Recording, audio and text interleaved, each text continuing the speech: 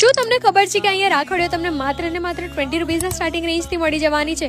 હા, લોકેશન જાણવા માટે વિડીયો એન્ડ સુધી જોજો. હું તમારી માટે શોપિંગ કરવા માટેનો એક જોરદાર સ્પોટ સુધીને લાવી છું, એ પણ વડોદરામાં, જ્યાં તમને દરેકે દરેક ઓર્નામેન્ટ્સ, જ્વેલરી એકદમ અફોર્ડેબલ રેન્જમાં મળી જવાનું છે, એ પણ પ્રીમિયમ ક્વોલિટી સાથે.